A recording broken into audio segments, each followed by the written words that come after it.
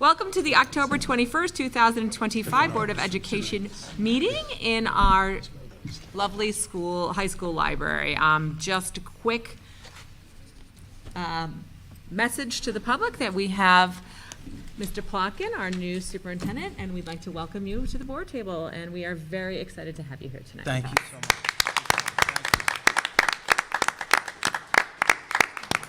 Moving right along, I would love to move to 1.02 roll call, please. Vice President Curzio. Present. Trustee Douglas. Present.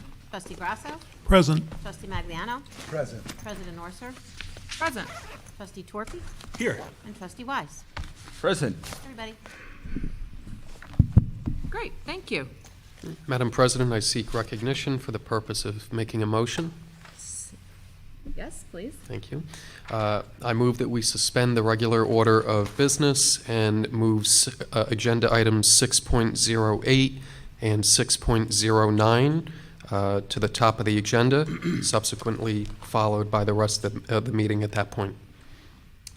I will second you. All in favor? Aye. Okay, so we are doing this because we had a kind of a clerical error. Procedural error. That's right, a procedural error. We're just fixing our procedural error. So can I get a motion whereas the district policy, hold on a minute, I'm on the wrong one, I think. No, whereas district, what did it say? Oh, policy 2103 requires. 12:30. No, that's what I got stuck to, but it is what it's supposed to say. Whereas District Policy 2103 requires that revisions be initially presented to the policy committee by the superintendent and/or Board of Education members, and whereas the Board of Education initially revised Policy 2130 on July 1, 2025, now therefore be it resolved that the Board of Education hereby rescinds the revisions made to Policy 2330 on July 1, 2005, as recommended by the superintendent of schools. Can I get a motion? So moved. Can I get a second? Second. Thank you. So, again, as the policy committee can talk about, we had this in policy. We are only rescinding it now, and the next item of business is to revote on it. It is exactly the same. There isn't a change anywhere on it. It is just a procedural situation. So it will be the exact same language in the next motion. Okay? So questions or comments? Trustee Wise. Yeah, so first I want to emphasize that I have no problem with the policy impact of this change. This is rescinding, and I am firmly assured 5 minutes later passing the policy which we already agreed on, 1 minute later, ideally. I do want to say, and I've expressed this in our past discussions, that I strongly disagree with the idea that the board is unable to make policy from the table where a pressing matter presents itself. I agree that our normal order of operations is to submit things to the policy committee, but I disagree with the idea that that is required, as our ability to set policy, it follows from our authority under state law. With that in mind, I am going to ask for a roll call vote on this, and while I strongly support repassing and will vote to repass, I'm going to vote no on rescinding. That's fine. I think Trustee Wise raised a lot of good points. Of course, I understand the end result is going to be the same. But Trustee Wise is correct on the purpose of the policy committee, the authority of the board as a whole, and also the policy. So you could have a situation theoretically. So I'll go back a couple months ago when there was a policy change, and it was on some of the motions 5-2, and Trustee Magliano and I were the two that were outvoted. So theoretically, if we were on the policy committee and we could overrule the majority of the 5 of the board and never discharge it from the committee to the board, and then the board has no mechanism to, the majority of the board has no mechanism to vote to amend a policy as they see fit. In addition to that, the board has amended policies from the table countless times since I have been a member of the board, and this is the only one that we seem to be revoting on. So I'm curious as to why there doesn't seem to be an issue with any of the other policies, but I digress. Just wanted to make those points. Thank you. Thank you. Anybody else? It's my understanding, correct me if I'm wrong, Madam President, but this procedural error correction is more about us following our own policy as set forth through, by ourselves. So it's not about the state or anyone else taking away our authority to create policy in any way. It's about us following our own policy in regards to how we create policy. And I think that's correct. And I agree that Vice President Curzio, we have amended many policies at this table before. Certainly you more than I. The ones that I've been here to see amended at this table have been in very minor ways.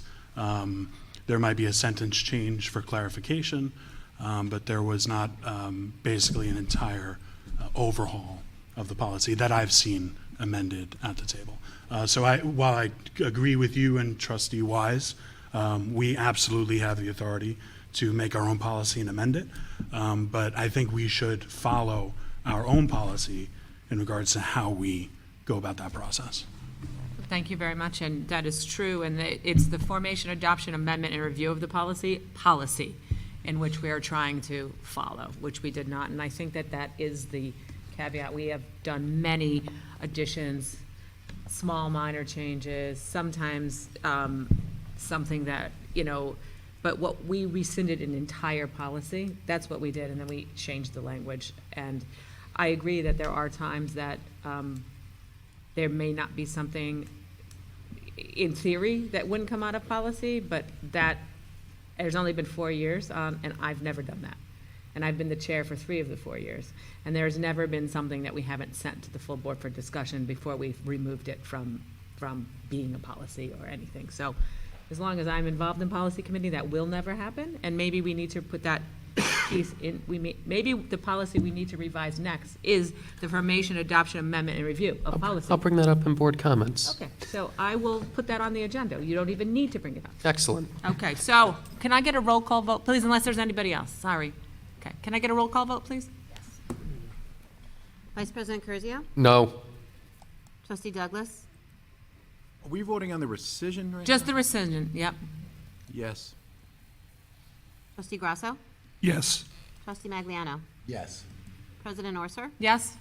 Trustee Torpy? Yes. And Trustee Wise? No. Okay, motion passed. Thank you. Moving right on to 6.09, whereas the Policy Committee reviewed Policy 1230, public participation at a board meeting, at its meeting held on October 6, 2025. Now therefore be it resolved that the Board of Education hereby approves the second reading. We are going to waive the first reading. Well, approves the first reading. Approves and waives, okay, approves the first reading and the first waives the reading. second reading, thank you, of Policy 1230. Be it further resolved that the Board of, oh, here it is. See, I should have just kept reading.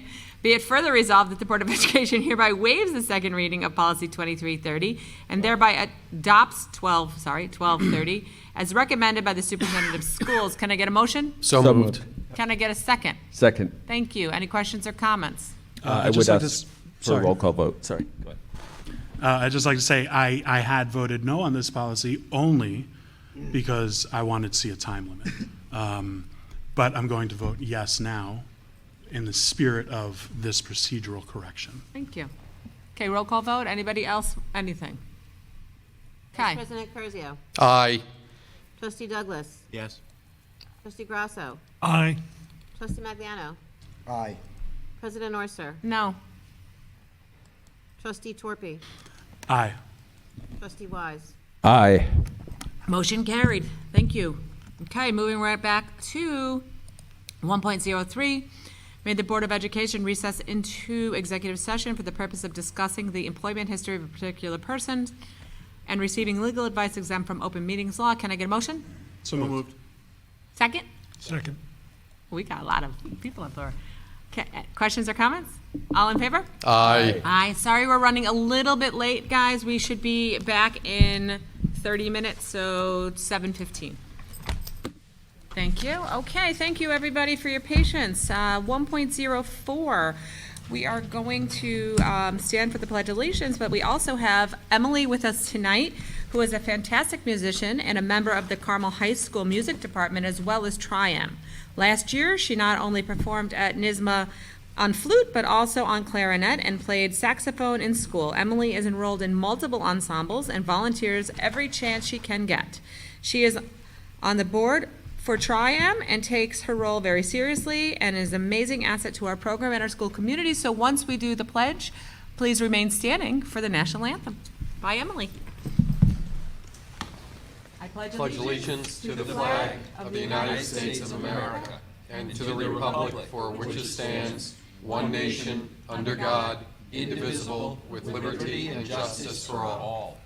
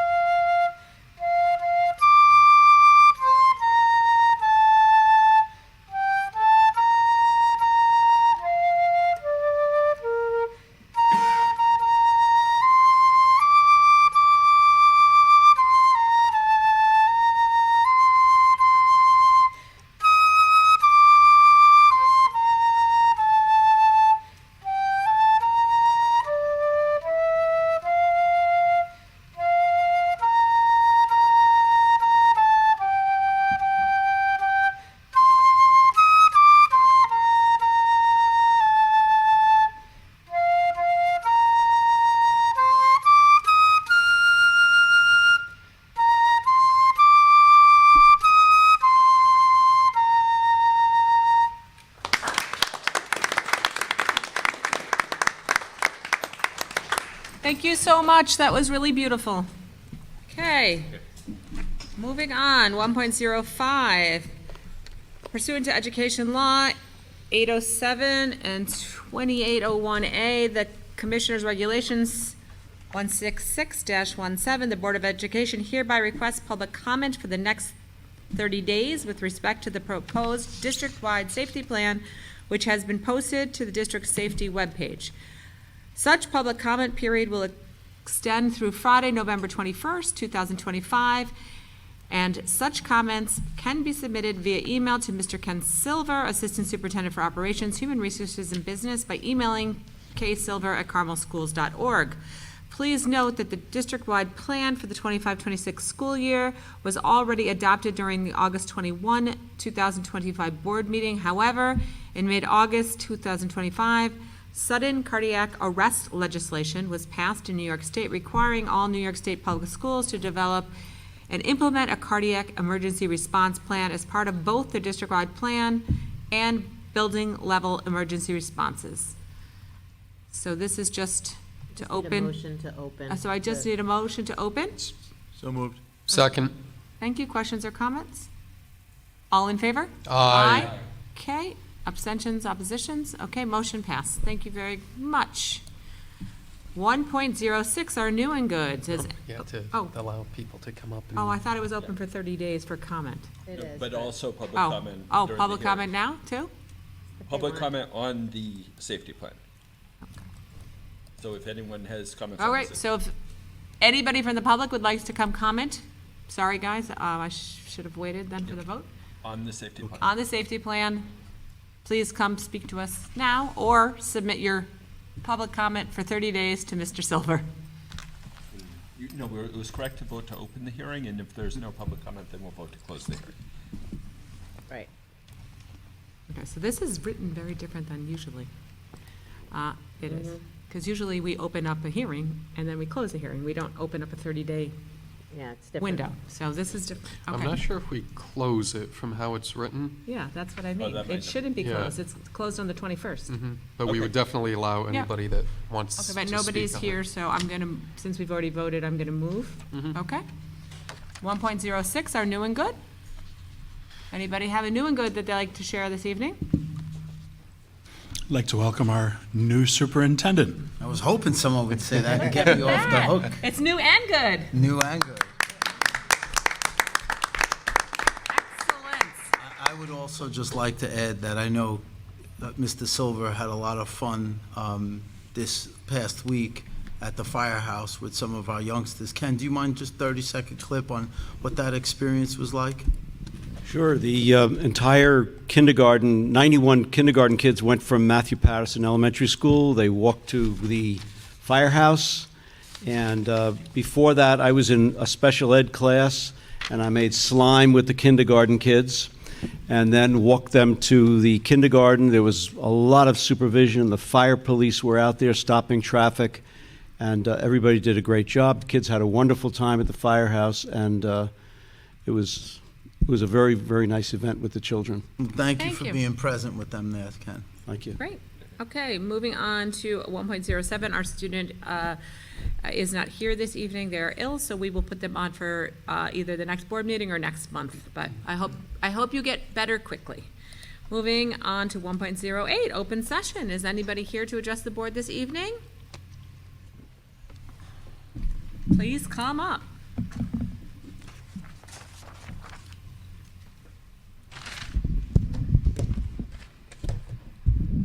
Good evening, Jerry Lee Snorville. I'd like to say welcome as well to the new superintendent. Good luck. That was a fantastic job the girl just did with the flute. It was quite impressive. Back into the meat of things, I guess. A few meetings ago, I asked about an MOA between the district and employee number 5520. It was supposed to be made to the public in the next couple days, but it wasn't. On October 7th, you approved the position for an assistant for Mr. Silver, and I asked how much the position paid. You guys approved the position without either you know it or you just said you didn't know it or it wasn't on the paper, and it wasn't answered. So I'm kind of wondering if anybody can answer how much that position pays, and maybe also how many candidates do you have, and has anyone been hired yet? And the reason why I'm asking this, it all ties together. You know, finally on October 9th, the MOA was released when asked from a member of the public, and come to find out the agreement between employee 5520 and the district was that the employee will receive tuition reimbursement for the graduate courses to become a school district business leader. So one can only assume that it's for the assistant for Mr. Silver.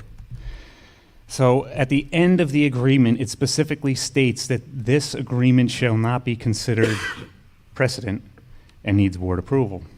My question is why the special treatment is this for this person, and is the master's degree a requirement for the job? And if it is, why don't we hire somebody that already has it, so that we don't have to pay for the master's degree? And I know how things work around here, and maybe I'm making an assumption, but generally speaking, we pay for the master's degree, and then once they get the degree, we end up paying them more money because they have the degree. Going back to the last meeting, you guys didn't want to approve additional money for the music field trip because it only benefited 100 kids. Yet we're willing to pay for a master's program that I'm going to guess is going to cost the taxpayers tens of thousands of dollars to benefit one person. This reminds me of a song by the Red Hot Chili Peppers from 1991, and the chorus goes like this: give it away, give it away, give it away now. You know, this should not be the theme song for the district to do with the taxpayer dollars. A little late for this now, but in my opinion, an interim superintendent should not have an open checkbook, purchase phone pouches, renovations to the district office, tens of thousands of dollars, again, benefiting a handful of people, I'm sure only. Approved a graduate tuition reimbursement for one person that's going to be benefiting one person. Again, give it away, give it away, give it away now. Last meeting, I brought up an individual teacher that was disciplined for saying inappropriate things multiple times to underage girls, and that he had no students this year in his enrollment. And we did a FOIL on what he's doing. He's now keeping records and involved with, being in touch with parents regarding homeschooling. Well, I'm glad he's doing something. We're paying him as a teacher over $180,000 to teach no one and either do someone else's job because he wasn't doing it last year, or help them out, at minimum. Taxpayer money. Give it away, give it away, give it away now. Now to the agenda items. Agenda number 3.02 from the minutes number 6. It touches on a $100,000 grant that the district received and was not touched, to improve playground equipment and things like that. And I can't help but think of, if we had gone with the Princeton model and combined schools, how you would really maximize that $100,000 rather than splitting it between 3 schools or perhaps 2 different campuses. Agenda number 5.05. Somebody's got to help me out with this one and make it make sense. In order to help offset the cost of senior ball, we're going to sell sweatshirts that are specific to the senior class, basically at a profit of about $14 per sweatshirt. And the money we make off the sales to the seniors, they're the ones that buy the sweatshirt. We're going to donate that money that they paid up to help offset the cost of senior ball. Like John Curzio likes to say, it doesn't matter what pocket it comes out of, you're still paying for it. I mean, please, somebody, how does that make sense that we're going to upcharge the seniors for their sweatshirts and then donate that money that they bought the sweatshirts for to help offset the cost of senior ball?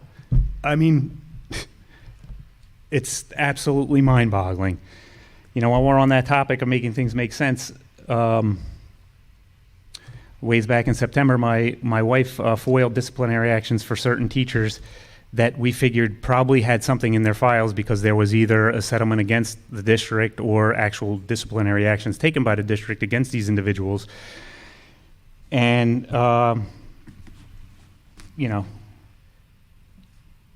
the answer back was there are no documents responsive to this request. So we found that unbelievable, so she reworded it, but basically asked the same thing.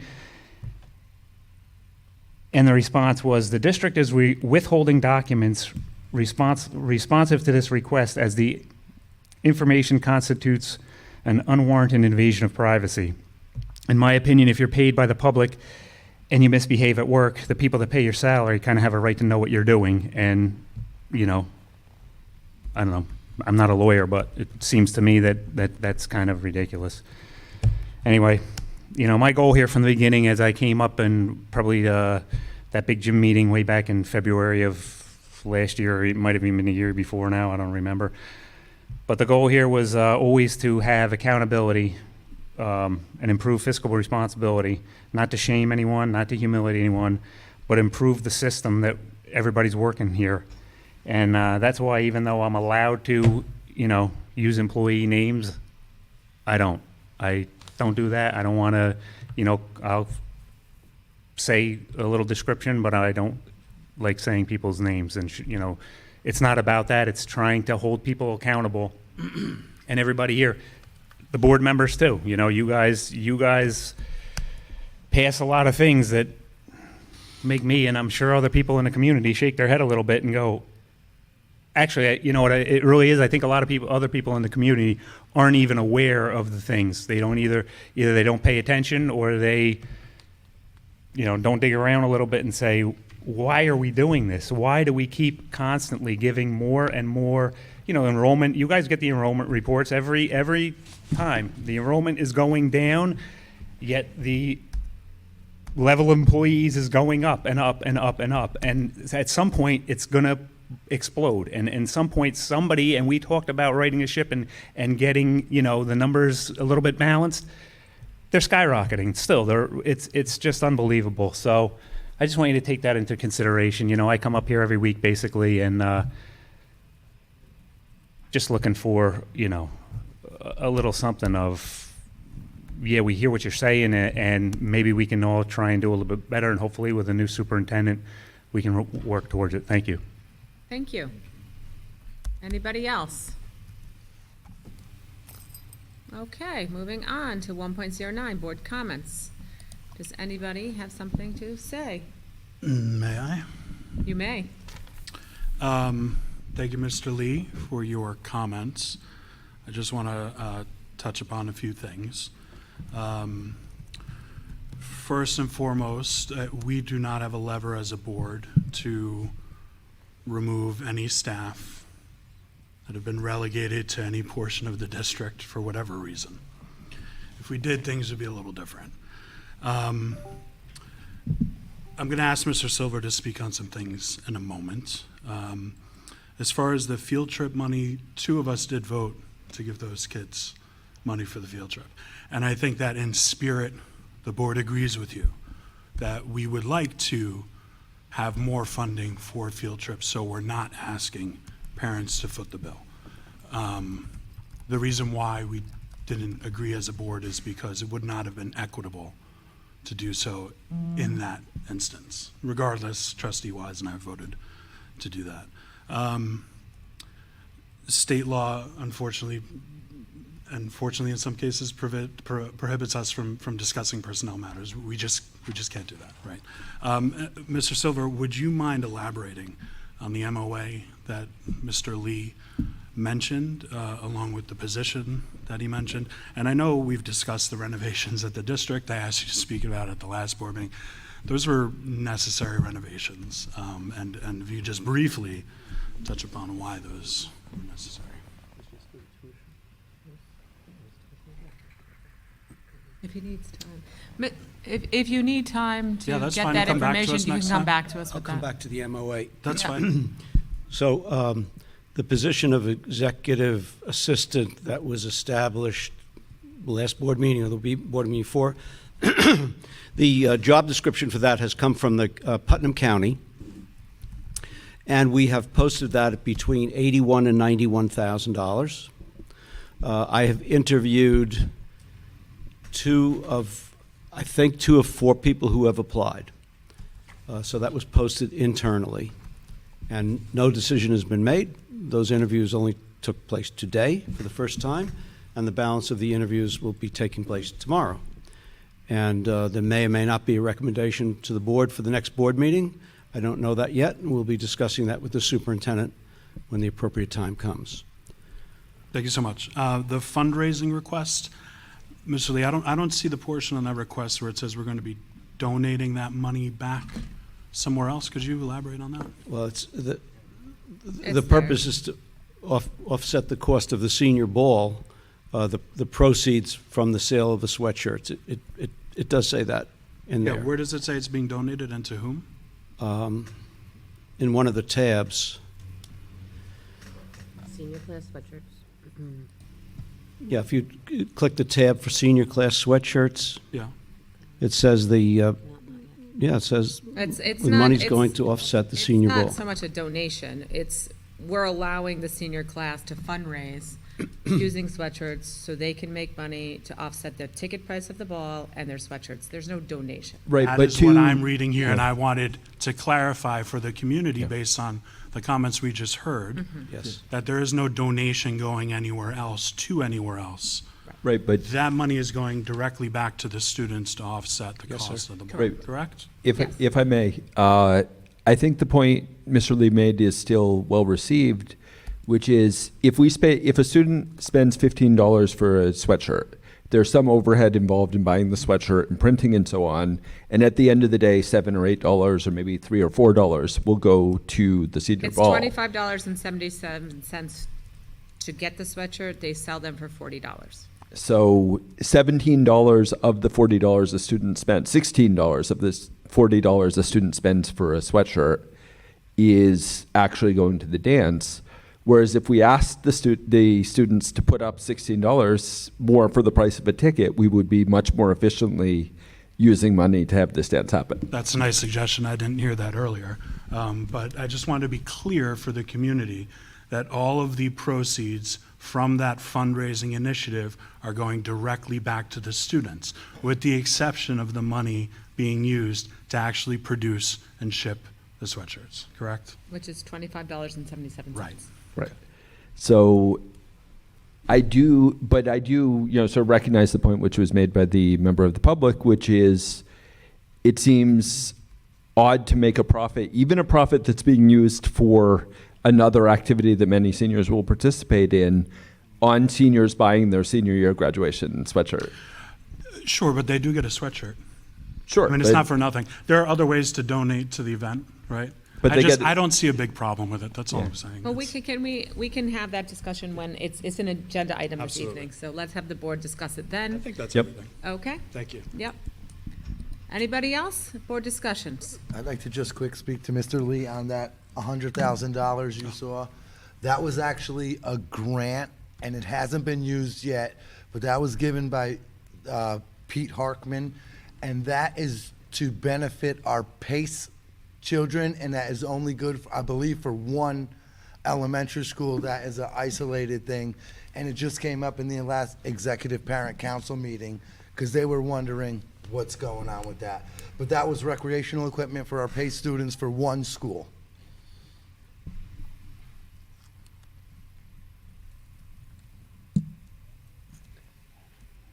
Anybody else? Board comments?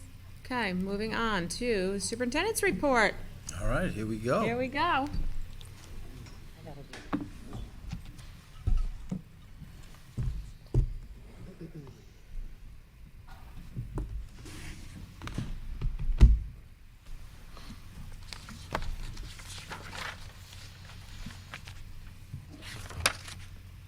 All right, so since I've been employed by the Carmel Central School District for 3 days, I wanted to give you a report that was at least good for 6. So here's my shot at that. Anyway, over the last 3 days, it has been amazing to be part of the Carmel experience, and I'm seeing this through a whole other lens. What I hope to do this evening is just to speak very shortly about my experiences, but more importantly about my future here, since this is the public's first time hearing me speak in this capacity. Obviously, my first day of work, with the help of Dr. Gorman, I toured all of our schools and met with students and staff and had a wonderful time learning more about the experiences of our students, of our staff, and also some of our parents that I encountered during drop-offs. Next slide, please. Basically, 2 of the things I focused on over the course of the last 3 days spending time in the buildings was my interactions with students, getting a good handle on what it meant to be a student in our school at the various different levels. And the second piece was the daily operations. Obviously, there's a lot about Carmel, I understand, about the daily operations of each building, each department, our custodial staff, our transportation department. That was important to me to get a better handle on. What was wonderful is because of that day being spent out in the field, so to speak, when we had liaison meetings on Monday, I was already able to speak about how we can help make the system work better and more efficiently. So those were my 2 goals over the first 3 days.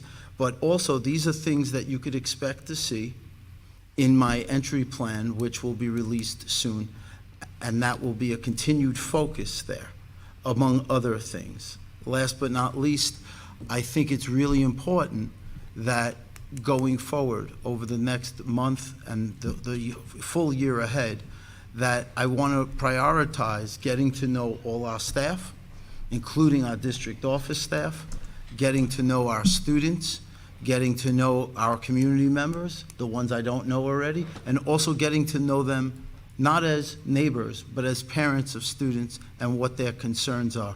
And again, I want to thank Jeff Gorman for joining me that day. We had a really wonderful time with students, and I ended my night that night, first day of school, at the football game, and again, engaging our community and enjoying the company of the people that I now serve. So I want to say thank you for all of that.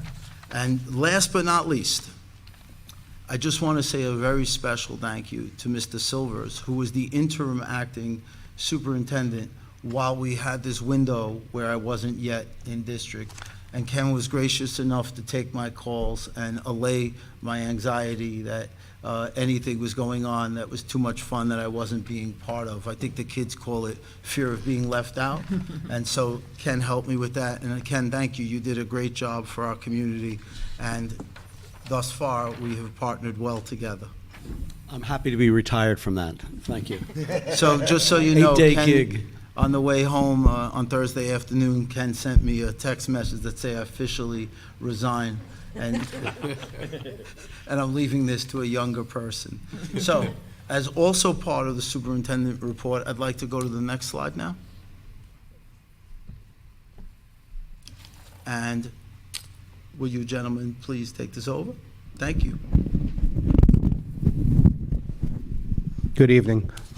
We are building some serious momentum for what is turning out to be a major event for our World War II Veteran Assembly that will be taking place at George Fisher Middle School.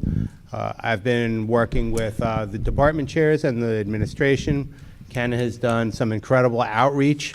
We currently have 4 World War II veterans and Congressman Lawler. I am meeting with our department chair at the middle school who is designing an assembly. And we tried, if you go to the next slide, Joanne, we tried to really connect this to our curriculum as best we could.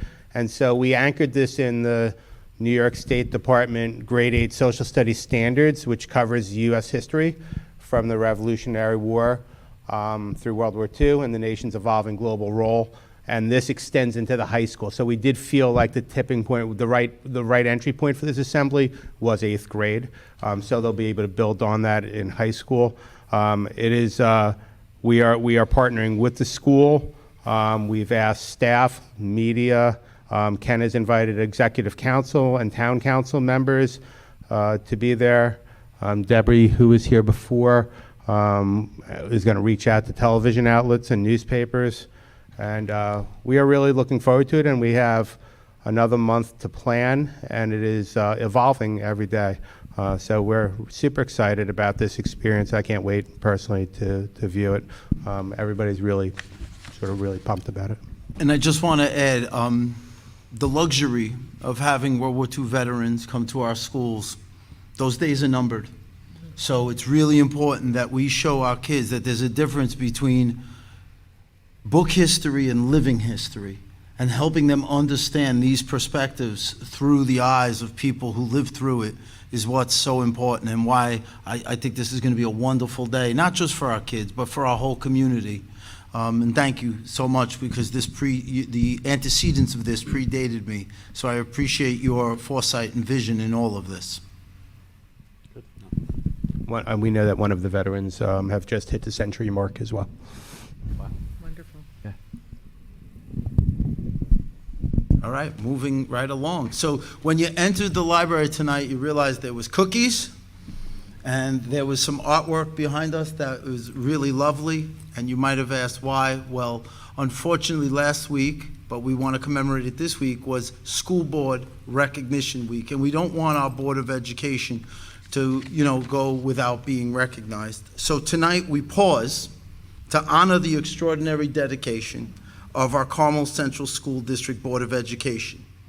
Each of you gives countless hours, often behind the scenes, to ensure that every decision made supports the success, safety, and well-being of our students.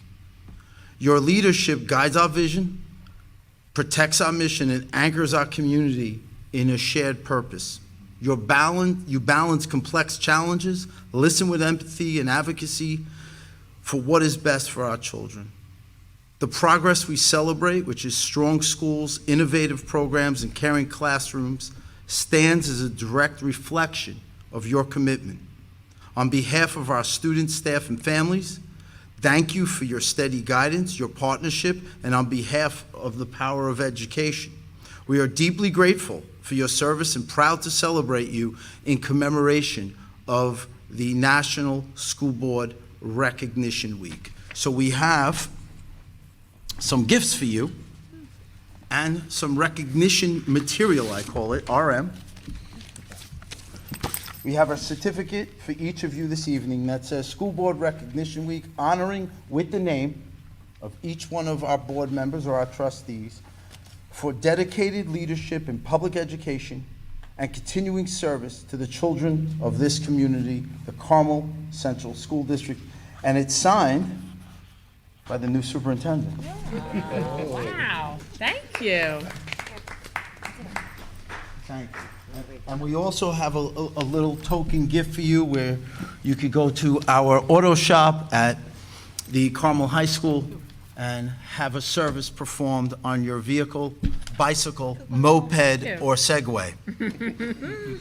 Car detailing, I may have to take them up on that one. Also, these beautiful flowers. Service, and now I'm wondering about turbochargers and the like. What are we? I'm not done yet. I also want to recognize that the flowers in front of you were made by some of our art students, and they were very happy to present that to you with notes of gratitude. Also, I'm not going to read the whole proclamation that Governor Kathy Hochul sent, but I'll read the last portion. Whereas dedicated individuals are strong advocates for public education, are responsible for communicating the needs of the school district to the public and the public expectations to the district by working closely with the parents, educators, professionals, and other community members. I hereby, therefore, Kathy Hochul, Governor of New York State, do proclaim October 13th to the 17th, 2025 as School Board Recognition Week, and we have presented copies of that to you as well. And so again, I thank you for your service to our community, and I know sometimes it's a thankless service, so this is our attempt to bring you gratitude. One more thing, I just want to point out that the Yes. E&L students made artwork for each beautiful. of you Yeah, that it were was- at your table. Love them. Excellent. Thank you. Thank you, Ms. Stevens. Thank you. Okay. Excellent. Thank you And for that that. concludes the superintendent's Awesome. Well, I report. think you're going to be on again. So 2.02, maybe not you. I don't know. The 2025, 2026 UPK follow-up and highlights. Who am I turning it over to? Ms. Kennedy. Miss Dr. Kennedy. Dr. Kennedy. Thank you. Okay. Good evening. I'm happy to present about the great progress that the district has made over the past year with our universal pre-K, and also the bright future that this program has here in Carmel. Let's move to the next slide. Before detailing our progress, I want to briefly revisit the foundational why for this program, which is rooted in proven research. Universal pre-K is one of the most effective investments we can make in a child's educational journey. As you see on the slide here, these programs demonstrably lead to improved school readiness, reducing the need for costly academic remediation later on, better academic performance, and a reduced achievement gap, helping all students start kindergarten on an equal footing. And finally, UPK leads to earlier identification for students who may need additional supports, allowing us to provide early intervention and assistance before they enter kindergarten. Next slide. Thank you. While the data is compelling, the true measure of success is the impact on our families. This testimonial here is from a parent whose child attended our inaugural cohort last spring. I won't read the whole quote, but I want to highlight the key takeaways. A child who not only, quote, learned and grew, but specifically became kindergarten ready. This quote is powerful because it validates our community-based approach. The parent loved their experience at Kids Cottage and highly recommends it. This feedback confirms that our UPK partners are delivering on the quality we are committed to. This slide summarizes the incredible progress the district has made. A year ago, at this time, we committed to launching UPK in January of 2025. Over the course of the following months, we successfully launched a full-day program across 5 partner sites that served 74 children, and this was a testament to the district's tremendous work. But we didn't stop there. Over the summer, we successfully developed new partnerships, allowing us to expand to 8 different sites this fall for our first full year, full day, 180-day program. As of today, we are serving 138 UPK students, nearly double the size of our initial cohort, all of whom will be kindergarten ready next year. We took a key step forward with our UPK instruction in August when we facilitated training on the core knowledge curriculum. This ensures a high-quality, consistent learning experience across all of our sites that will further support our students when they engage in the core knowledge curriculum provided in our schools once they enter kindergarten.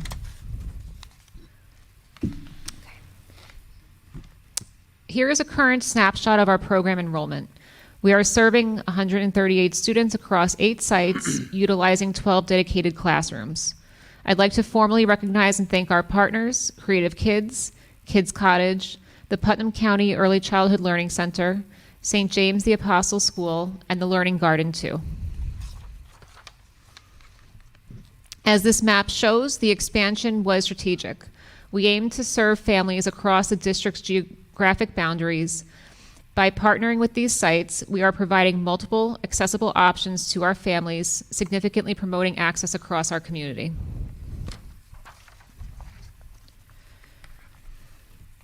We are happy to share instructional highlights of our core knowledge program.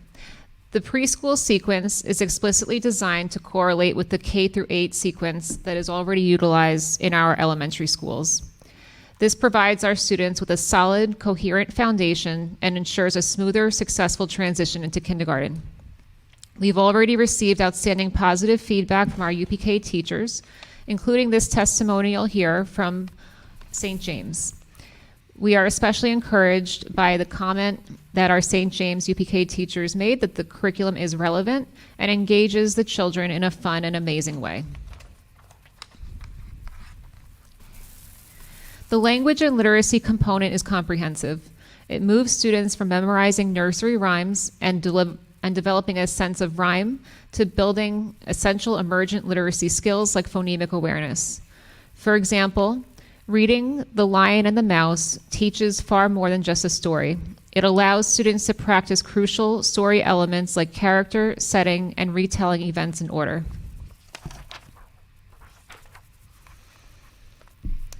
A special aspect of the core knowledge curriculum is its interconnectedness. As students are developing literacy, they are simultaneously engaging in visual arts activities, learning attention to visual detail and art appreciation. The curriculum introduces history and geography by drawing connections to students' familiar world. Students receive instruction about American holidays such as Thanksgiving, as well as famous figures including but not limited to presidents. For example, one individual highlighted in the sequence is Sally Ride, the first female astronaut. This early exposure to such historic figures creates a foundation for later civics and history studies. The core knowledge program supports the whole child.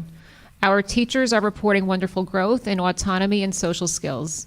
Students are building friendships, learning to share, and confidently following routines, making them better prepared for the structure of kindergarten.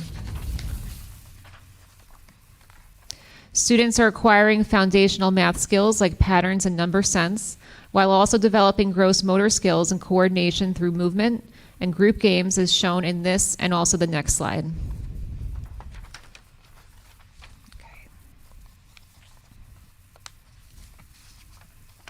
Next slide, please. Thank you.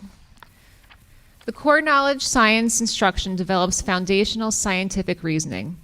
I want to share a powerful example of an integrated lesson explained by one of our St. James teachers. In their words, we recently read Pumpkin Jack by Will Hubble, a story about a young boy who carves a pumpkin for Halloween and watches it change with the seasons. After reading, we discussed how the pumpkin changed over time, using descriptive language to explore its different stages. To bring the story to life, we started our own pumpkin experiment.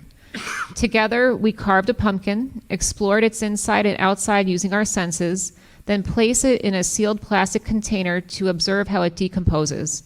Over the next several weeks, students will take photos, journal their observations, and look for signs like mold, shrinking, and color changes. Later in the year, we'll revisit Pumpkin Jack and compare our real-life observations to what happened in the story. The Pumpkin Jack experiment is a perfect illustration of activities that encompass learning across areas as part of this curriculum. It integrates science, such as learning about decomposition and observation, with literacy, with listening to the Pumpkin Jack story, and also journaling. It shows that learning at this level is hands-on, conceptual, and connected across domains. As we look ahead, our focus is twofold. First, to continue the successful implementation this year, and second, to plan strategically for the 2026-27 school year. We will begin accepting registrations in February, and we will focus on community outreach to ensure maximum enrollment. Thank you so much. You're welcome. Wonderful. On behalf of the administration and the community, I just want to express my sincerest thanks to the Board of Education for all of your tremendous support with this endeavor. Your support of this program represents more than just funding. It's an investment in the earliest stage of development for our youngest learners. And as you will see with the budding garden on the left, I just want to highlight that you've truly planted seeds for future growth across the Carmel Central School District. And we're looking forward to partnering for many years to come. Thank you. Thank you. Mr. Silver, you also I would like think to add something? Thanks. I think it important to mention the finances surrounding all of this. So while we have 138 kids in there now, we have the capacity with the money from the state for 188 kids. This is not part of our budget. It is not part of our regular state aid. The UPK money was $250,000 last year. In the current year, it exceeds $1 million. It went up 4 times because of the success of the program. So this is not direct taxpayer money. It's not part of the general fund budget. It's funded separately. Well, I think on behalf of the board, I can say that we are just, thank you, and we are just so pleased that this program not only got off the ground with the hard work of Dr. Kennedy and our last superintendent, but not only have it got off the ground, your continued dedication to the program and its growth is just what we're all about here, and we thank you so much. Thank you. Appreciate it.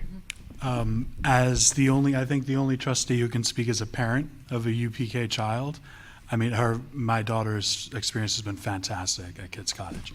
She comes home every day singing a new song. She says the Pledge of Allegiance, sings the days of the week, the months of the year. She's learning so much, and we're just so happy. So. Anybody have any questions for Dr. Kennedy or Mr. Silver? Okay, moving on then to 2.03, compliments and complaints. Yes, so we have 2 that I submit to the board. One has to do with the boundaries of our school and the other concerning athletics. They're not really a compliment or a complaint, but they both have been responded to, one by Mr. Silver and one by myself. Thank you. Thank you. We'll pass that along. All right. Okay, moving on to 3.01, committee reports. We just have the policy minutes from our policy meeting on October 6th. I'm going to, as everything comes back here anyway, I'm going to leave it with the minutes unless Mr. Torpy has something else to add, because you were the only one there. Okay, then I'm moving on to 3.02, liaison reports. I see that we have the parent council liaison minutes are here. I don't know if there was any, and we also had it's from the support staff. The minutes aren't there, so if anybody was at the support staff meeting and would like to just speak to it, that would be wonderful. Support staff. Support staff, anybody there? You weren't there. No, I wasn't there. I was going to ask. I was actually going to raise a point of order, since this is approval of the minutes going forward. Should we be holding this for next meeting so we can post the meetings in the minutes in the agenda, or is it sufficient to post them in the minutes of this meeting? I don't know if there were minutes. This was my first liaison meeting, and I was filling in for Trustee Douglas. So forgive me for not taking minutes. I didn't realize it fell under my That is fine. Could responsibility. you maybe no just give concerns us at all. a Of course I quick can. verbal? I would love to. Thank you. I actually wrote down for last meeting to touch upon this. See if I can find my notes here. Okay, so some of the stakeholders asked questions about the new superintendent and the hiring process and the interview. There were also questions about steps in one of the contracts. There were comments about the 5th grade academy going very well. Transportation seems to be going well. The routes seem to have been all ironed out now. I get a random email once in a while from my daughter's principal about a bus here or there, but it seems that everyone's bus routes have now calmed down. And I think that was just about it that we talked about. John, do you remember anything else? I'll just clarify the discussion regarding the steps in the contract. Those were general questions. There's no negotiations or executive content being discussed in these meetings. We don't have that authority in the liaison meetings, but if there are questions posed to us that we're able to answer, we did try to do our best. I think you captured most of it. We had some discussion regarding transportation, some of the difficulties that our transportation department deals with, and they do a great job with the resources that they have. But I think you pretty much captured most of it. Mr. Silver, I don't know if you remember anything that we're leaving out? Just what you remember. Okay, wonderful. Thank you for sharing. Okay. Anybody have any questions about either report? All right, moving on to, there's no board discussion this evening, so consent agenda. 5.01, be it resolved that the Board of Education approves the consent agenda as presented or amended as recommended by the superintendent of schools. Can I get a motion? So moved. Can I get a second? Second. Thank you. Questions or comments? Okay, all in favor? Aye. Aye. Abstentions, oppositions, motion pass. Great, moving on to 6.01. Be it resolved that the Board of Education approves the instructional and non-instructional personnel requests as recommended by the superintendent of schools. Can I get a motion? So moved. Can I get a second, Jody? Okay, great. Questions or comments? All in favor? Aye. Abstentions, opposition, motion passed. Thank you. 6.02. Be it resolved that the Board of Education of the Carmel Central School District accepts the terms stated in the Jewel Agreement dated October 21st, 2025 between the district and employee number 5178, and upon such terms and conditions extends the probationary period to the close of business November 14th, 2026, as recommended by the superintendent of schools. Can I get a motion? So moved. Can I get a second? Second. Questions or comments? Okay, all in favor? Aye. Aye. Abstentions, oppositions? Okay, motion carries. 6.03, be it resolved that the Board of Education holds the second reading of Policy 1110, School-Sponsored Publications, and hereby adopts Policy 110, School-Sponsored Publications, as recommended by the Superintendent of Schools. Can I get a motion? So moved. Second, please. Second. Thank you. Questions or comments? Yes. Yes. I know the last time this policy was brought before us, it was stated that it would go back to the policy committee to address a sentence towards the bottom. I think the last sentence, it says, when required by law and whenever possible, as far as documents being translated. So everything's possible. So that means every single document, Whenever possible, so, it's always possible. well, okay. I don't think that's how we put that in there because we felt that it was at the discretion of when it's possible by whoever is making that decision, but how would you? I have to agree with Trustee Curzio, and I think by the mere insertion of the word reasonably, whenever reasonably possible, I think that would satisfy. Okay, so can somebody make a motion to amend the I'd like to make a language? motion to amend. Second. Okay, so the motion would be to amend this policy to say when required by law or when reasonably possible, not whenever possibly. Can I get questions or comments on that change? Okay. 1 second, let me just, could we, I would, could we get the exact updated language? yeah, Jim, I apologize. I'd also like to point out that with the current technology, translating of documents is incredibly simple when given digitally to anyone. So then it should be reasonably possible. It should still, oh yeah, no, I'm sticking with that, but, yeah. Well, we discussed that too, and that we have technology that most documents can go home to families in their home language. So we did discuss that. The So- app does that in Yeah. some cases, In doesn't it? many cases, that's already, the technology is already there. Right. So That's why we said that. Are we But comfortable? when required by law, obviously, we have to do it.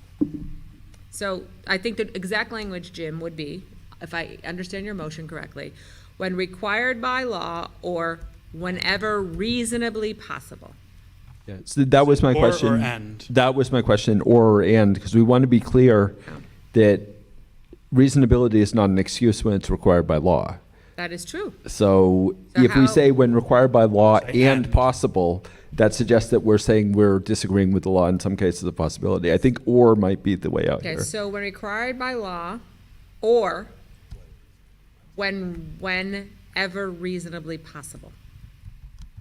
So that- Is that what we want to say? I think that's correct. Okay. So he has to withdraw his Yeah, motion and- because you're now editing. Yes, I understand.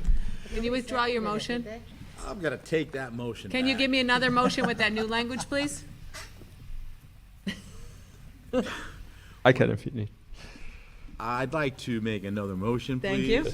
I'd like to amend our current policy, so instead of reading when required by law and whenever possible, I would like that to read when required by law or when reasonably possible. Okay, we get a second? Second. Okay, all in favor? Aye. Aye. Okay, so now I need to go back and do the regular one. Now we gotta pass As it. the amended one, right. So it's now amended, and now, be it resolved by the Board of Education holds the second reading for policy, where are my, hold on. 11:10. 1110.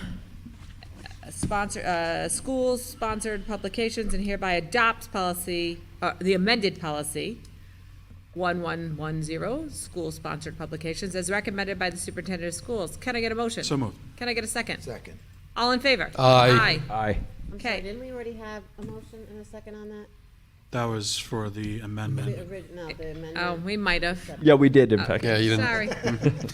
Okay. You know what, guys? I'm gonna go with that one. We'll go with that one. It passed. It carried. Go with either one. It's passed.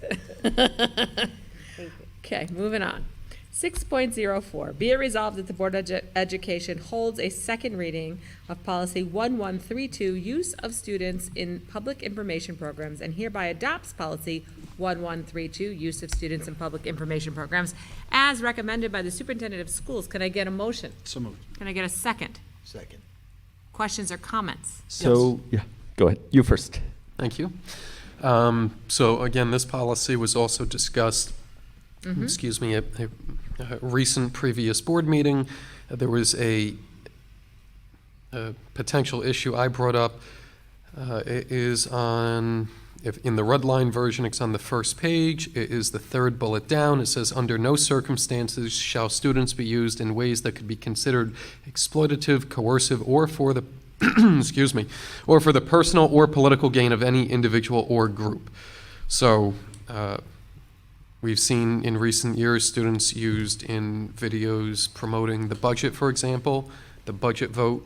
That is a political vote. It's a nonpartisan vote, but it's an election. It's a political event. We did ask about that, and they said that this language would not impact something that we were doing as a district, like the budget. I think it may be beneficial to include language in that, to that effect then, because I think most people, just taking that at face value, that could So create could some we sort of put conflict. something at the end of that sentence, not including, If I may suggest wording, if we simply may. added the word outside after any, so that it was any outside or any non-district individual or group, I think that would address. I like that. But that would suggest that it's okay for the district to exploit. Used in, or for, no, this is, or for the personal or political gain of, it's part of the sentence. So they Okay. can never be exploitative and cannot be used for the personal or political gain of any non-district individual or group. That still raises the question of whether, for example, a bargaining unit. okay, so Or- I'm gonna suggest that we bring this back to committee and get legal advice. Agreed. Thank you. Moving on. Do we have to withdraw the motion? Yes. Officially. Who motioned it? Motion with, oh, yeah. Who motioned that? I did. Can you take it back? I don't know. Oh. Withdraw my motion. Thank you. So you want to vote to table it until the next board meeting, or I guess it's not? I don't think we have to Yeah. vote for it. Yes, we are gonna put it, we'll put it on the next meeting after, whatever the next meeting is after our next policy meeting, okay? Okay. How does that sound? Sounds good. Okay. Okay, 6.05. No, wait, yes? Yes. Advertising in schools, okay. Be it resolved that the Board of Education holds the second reading of 1511, advertising in schools, and hereby adopts policy 1511, advertising in schools, as recommended by the superintendent of schools. Can I get a motion? So moved. Second. Thank you. Questions or comments? All in favor? Aye. Well, I did have a question, sorry. Oh, sorry, you You're- spoke too quick. I spoke too quick, I guess. Or I spoke too slow, one or the other. All right, go ahead. In any case, the only question I had, we say the superintendent will ensure that such activities are carefully monitored to restrict any commercial advertisement. The question is, I assume, we say, so just for context, the full paragraph here is, in the case of colleges, universities, armed services agencies, corporations, businesses, and public service agencies, it is the policy of the board that access to schools shall be encouraged to bring career and occupational information to students. Now, in keeping with public policy at a state and at a district level, presumably not every possible corporation would be a viable candidate to come in and advertise to our students. To pick one example, given the current national discussion around the impact of young adults of sports betting, we might want to say, for example, that the superintendent might want to say no to a sports betting corporation which wanted to come in and recruit on our campuses. Would it be wise to add language saying that the superintendent has the final say on campus participation by any potential recruiting corporation or agency? Well, it says the superintendent is hereby granted the authority to approve it.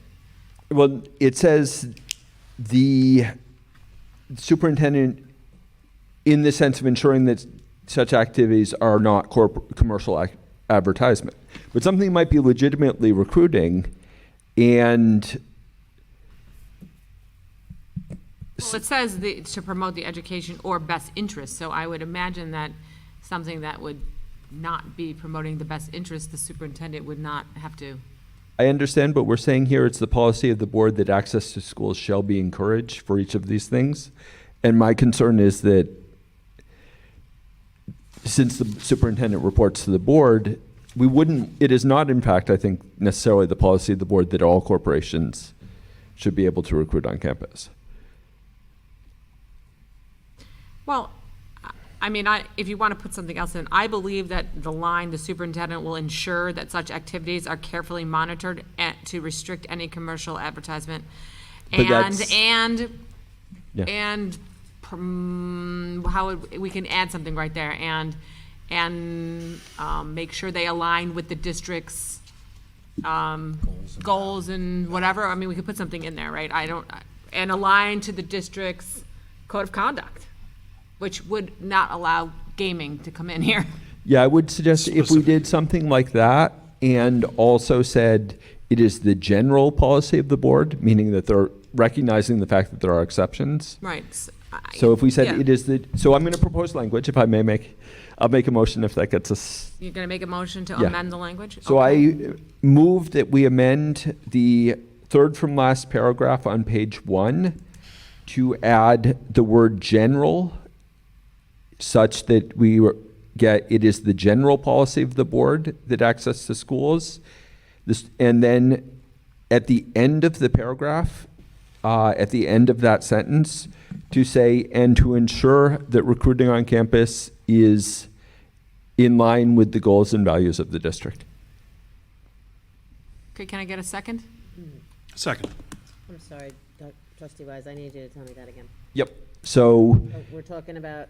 the third paragraph on the first page becomes as follows. In the case of colleges, universities, and armed service agencies, corporations, businesses, and public service agencies, it is the general policy of the board that access to schools shall be encouraged to bring career and occupational information to students. Period, new sentence. The superintendent will ensure that such activities are carefully monitored to restrict any commercial advertisement and to ensure that on-campus recruiting is in line with the goals and values of the district.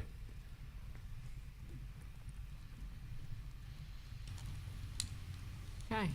All in oh, you got it? Make sure I got this. The part that you're adding, 'cause I understand that you're adding up above the general policy of the board. Then you're adding at the end, the superintendent shall ensure that such activities are carefully monitored to restrict any commercial advertisement and to ensure that on-campus recruiting is in line with the goals and values of the district. Correct. Okay. Thank you. I need a second. Second. Thank you. Okay.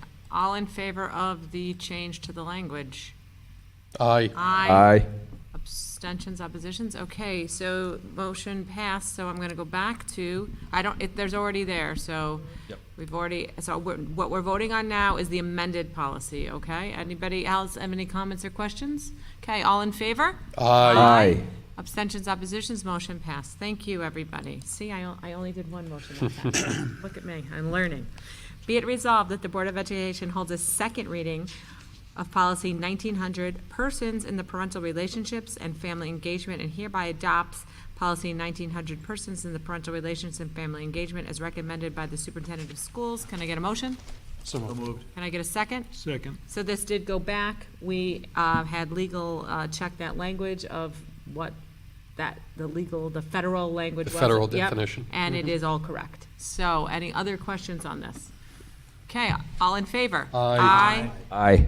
Oppositions, abstentions, motion pass. Okay, 6.07, be it resolved that the Board of Education holds the second reading of policy 6511, health insurance retirees, and hereby adopts policy 6511, health insurance retirees, as recommended by the superintendent of schools. Can I get a motion? So moved. Can I get a second? Second. This, I think, came back to us again, and whatever question, I don't even remember what it was, but it was answered, and I think it was. I had asked, I had a few retirees reach out to me, and I asked Mr. Silver at the last meeting, he clarified. So there was, in the red line version, it's section 2 on the first page, and it's crossed out, removed from the policy. It says, employees who retire from the district and who are entitled to coverage under the district's health plan shall be entitled to Medicare reimbursement upon presentation of their valid Medicare card. This benefit shall apply to the spouse of the retiree if eligible. And the question was, why was that being crossed out? And the answer given, Mr. Silver, please correct me if I'm incorrect, but that it was not necessary to be in the policy because that's already, I believe, in their contract, and also there's law to that effect as well in New York State. Yes, and we said if eligible, because there are some contracts that do not have it, and that's the eligible part of it. Oh, we crossed that out, yes, because it's defined in their contracts. Right. All right, so any other questions on that? All in favor? Aye. Oppositions, abstentions? Okay, motion carries. Great. 6.08. We did these two at the beginning of the meeting. Oh, yay. And I said I didn't even look at what it was yet. All right, 6.10, policy 1721. Oh, 8 or 9 Yeah. are done. Okay, thank you. Be it Sorry. resolved that the Board of Education holds a second reading of policy 1721, student teaching and internships, and hereby adopts policy 1721, student teachers and internships, as recommended by the superintendent of schools. Can I get a motion? So moved. Can I get a second? Second. Thank you. Any questions or comments on this one? I did have one question. It just struck me as a result of a discussion we had last time.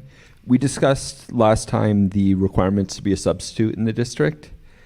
And I noticed that one of the amendments to this policy says that if you have a student teacher, this is someone who has presumably gone through training in order to be able to student teach in the district, is someone who is pursuing ideally a master's in education, certainly as part of a degree program.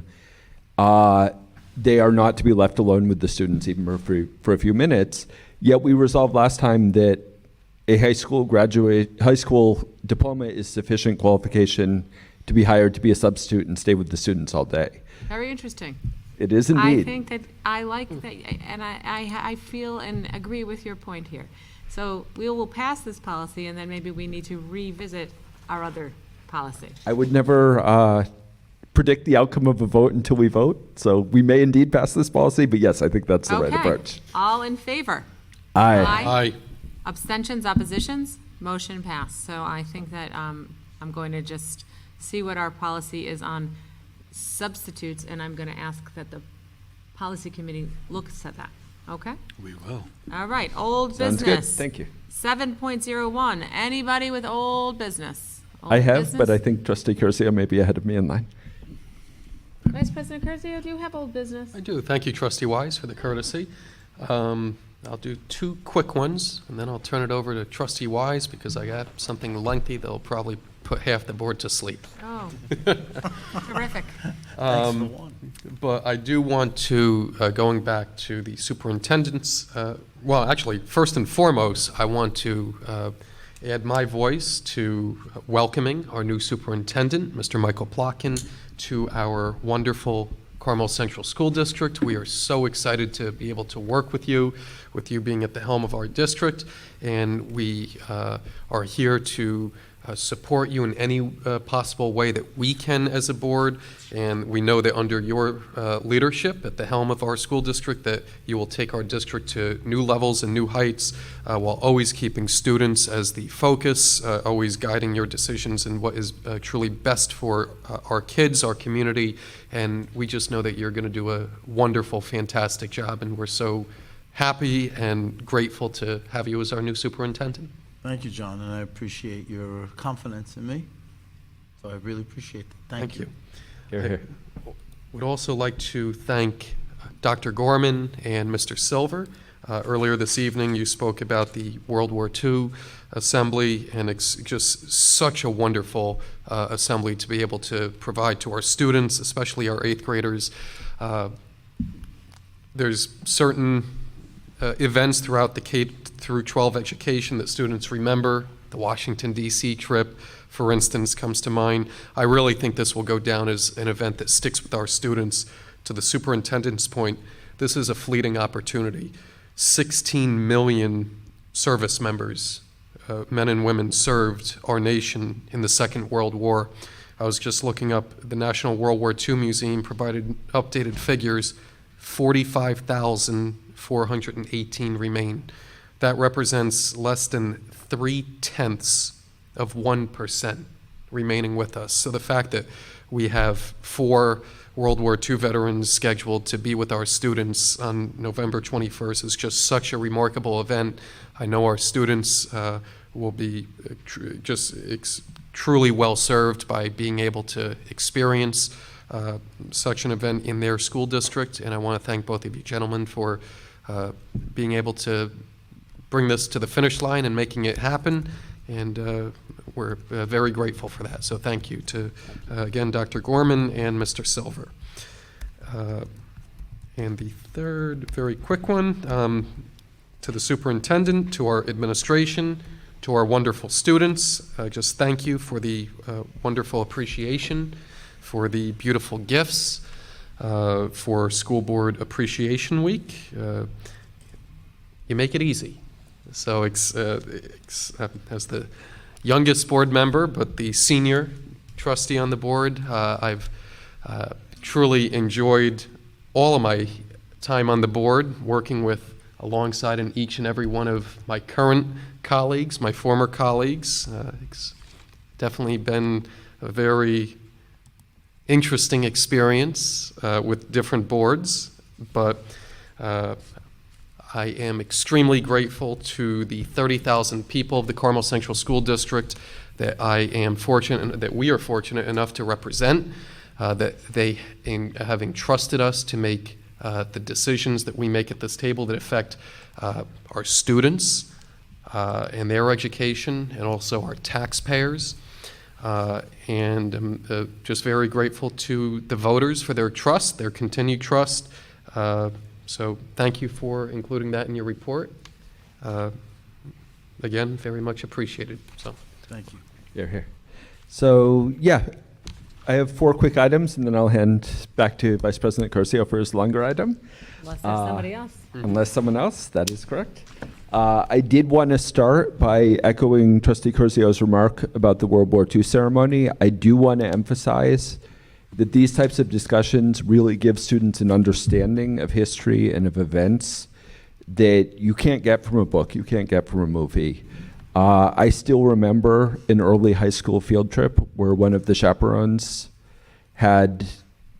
I struck up a conversation with him, and it turned out that he had dropped over Normandy with the 101st Airborne during the Second World War. The fact that he was not retired may be showing my age as well as his.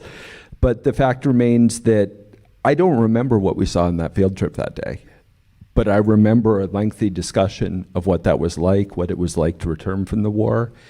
And this is a chance for us to remember a time when the entire country, across political divides, united against fascism and really mounted a national effort to achieve a greater good. I do very much want to commend the district for bringing this forward and for scheduling this. I will say, as a note, if the flyer that was in the presentation tonight is not final, you may want to replace both the Air Force and Army representation, as United Kingdom vehicles were used for both images, but that's easily addressed. I also wanted to take a second to, as we discuss enrollment, and there was some discussion tonight of the enrollment numbers that were sent to the board by members of our community from these really exhaustive and very well carried out efforts to dig out information by FOIL that is not readily available to the public or even to us. And I really want to voice appreciation for that. I'd also like to note that looking at the September over September total enrollment numbers, enrollment from September 24 to September 25 is, excluding UPK, which is its own buildings and its own staff and its own spaces, is down by 137 students. That's a reduction in total student body of about 4%, and that's consistent with the past several years of decline. So when we look at our budget and we look at our numbers and we look at our buildings and see we go into this and yet come out with the same number of buildings, the same number of classrooms, the same number of personnel, it does raise questions whether there is room for efficiency under either a Princeton model or a building consolidation model. Finally, I wanted to echo Trustee Curcio's remarks and everyone's sentiments and give thanks for the various notes of appreciation, both from the district, from the superintendent, and from our personnel. There are some really wonderful artworks that we were presented tonight. And I will note, and for any board member taking up the offer of car service, make sure the service you receive is equal or below $75 in value under our recently passed policy. And yeah, that's what I've got. Oh, also there were a couple questions from a member of the community about flag handling.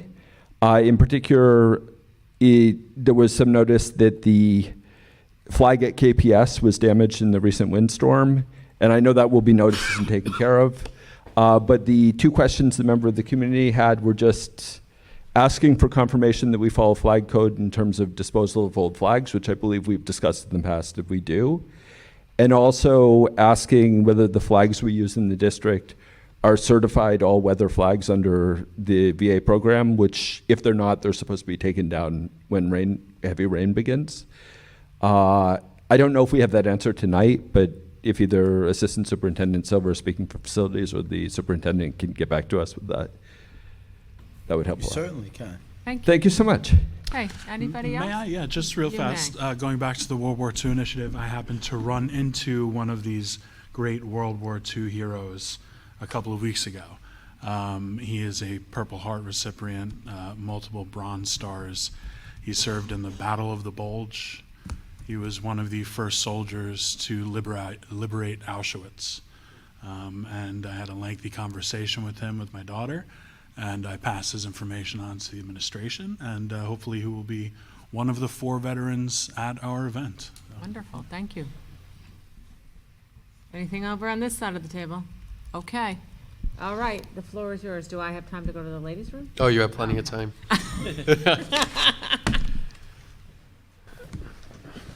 So tonight, I would like to speak on the issue of the annual school budget and our tax levy. But I am gonna go to the ladies' room, 'cause I know what you're gonna say. Earlier this evening, we had a discussion about the tax levy in our Audit, Facilities, and Operations Committee. I think that it is extremely important, as discussed earlier, that this Carmel School Board advocate for and pass a 0% tax levy increase in the upcoming budget process in the spring of 2026.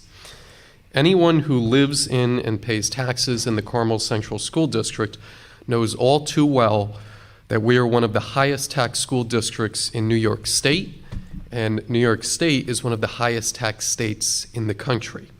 School taxes comprise roughly 2/3 of the overall property tax bill, the remaining 1/3 being town, county, and special district taxes. And for the first time in a long time, our superintendent of schools can personally attest to that as a resident and taxpayer of our school district.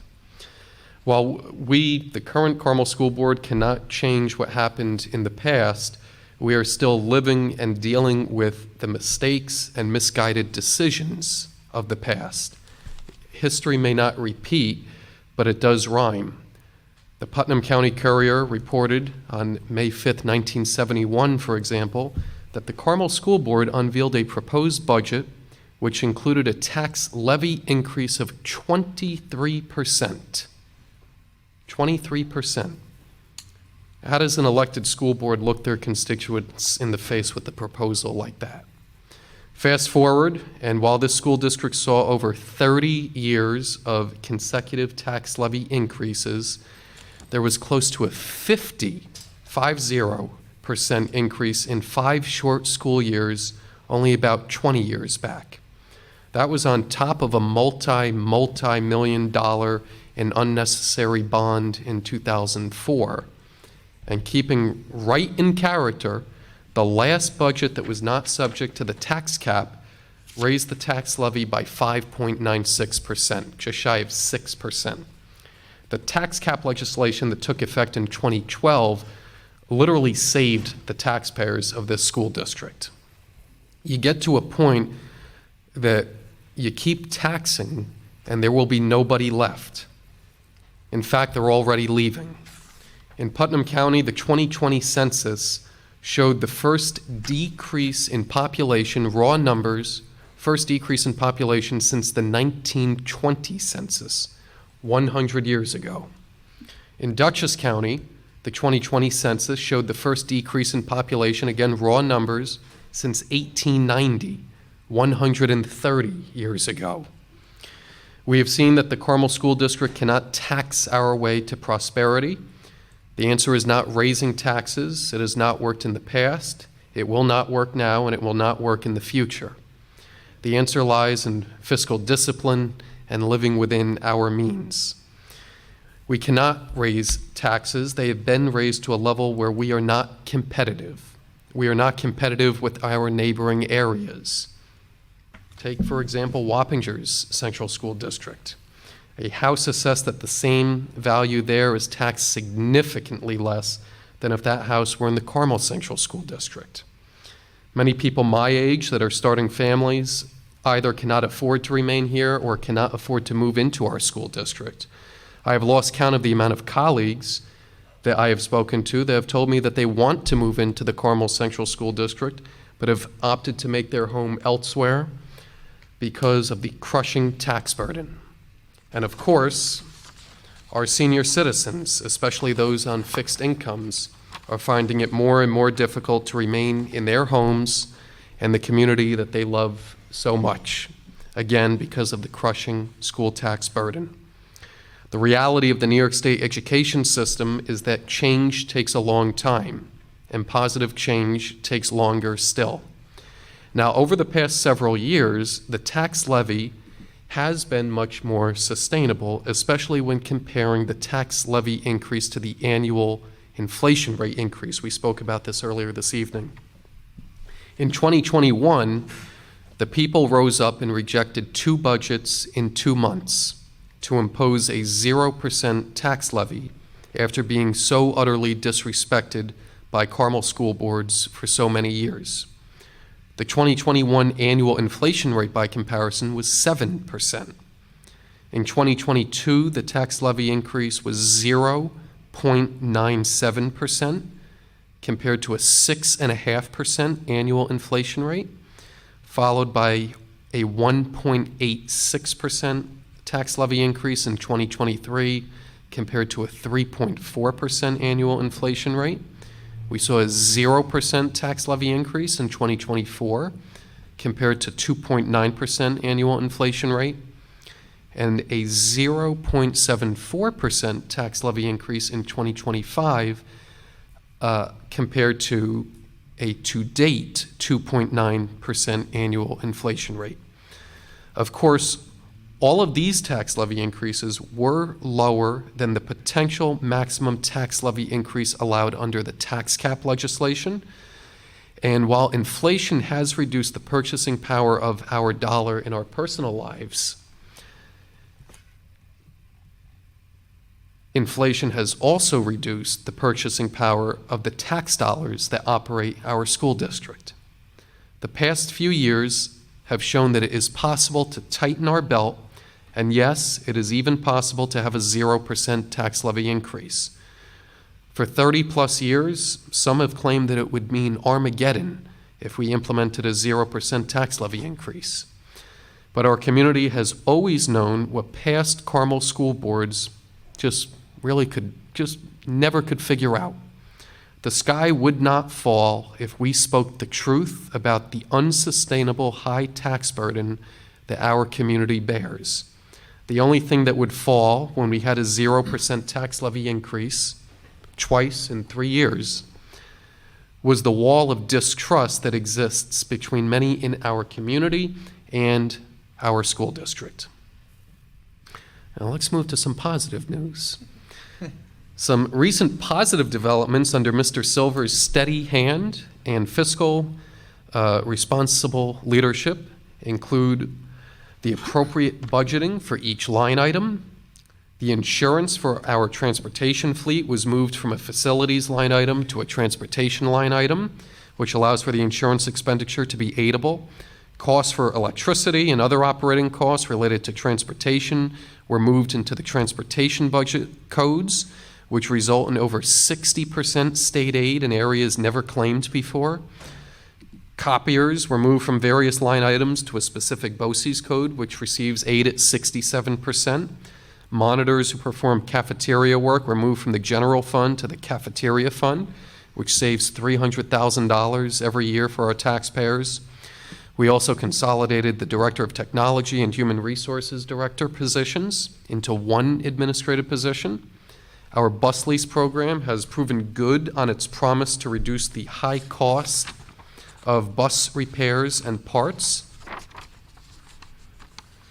Our energy performance contract has also made good on its promise of financial savings to the tune of hundreds of thousands of dollars. A few years ago, the Carmel School Board also repealed approximately $7.4 million of the approximate $8.1 million of the infamous unnecessary tax and spend transportation bond of 2019. The contract of sale for the land for $3,470,000, which further protects our taxpayers, is very close to a closing, hopefully by the end of the calendar year. If not, it might slip into January, but we are close.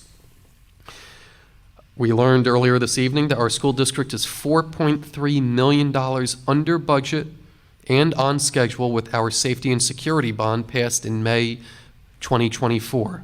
Again, $4.3 million under budget. Earlier this year, the Carmel School Board approved a 10% of the assessed value tax exemption for our hero volunteer firefighters and volunteer EMS workers, the first tax relief passed by the Carmel School Board since the Cold War Veterans Cold War veteran exemption in 2019, which was championed by former trustee and president Eric Middlestat.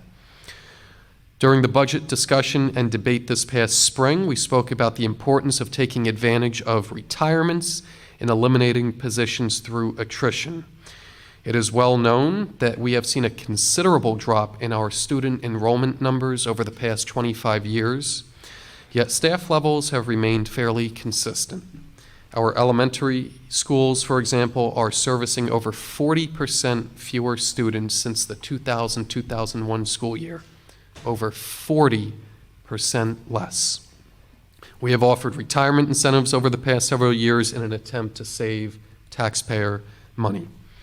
One disappointment during the past budget process, for example, to this effect, was that we were under the impression that this retirement incentive would result in fewer unit members. In this case, would be in the Carmel Teachers Association collective bargaining unit, due to, again, the retirement incentive and attrition. Today, and we'll can get into some of the details, we spoke about earlier this evening, but we employ in this unit 366 individuals today compared to 350 last year. Ever since I've been on the board, I have been, first let me just speak to that. Those have been due to the dual language program, that has been due to special education requirements and a position at the alternative high school. So I do want to just give some data points to that and not just let that sit out there without some context. Ever since I have been on the board, I've always been adamant that layoffs are not necessary, again, not necessary, because there are so many opportunities to take advantage of attrition. I held that position when I identified approximately $450,000 in savings for the taxpayers in 2017 during my first budget process. Unfortunately, none of which, by the way, were adopted by the board that year. They were in subsequent years, though. And I maintain that position today. Layoffs are not necessary. We need to get serious, though, about the percentage of our budget that is being devoted to salaries and benefits. There is much work left for us to do.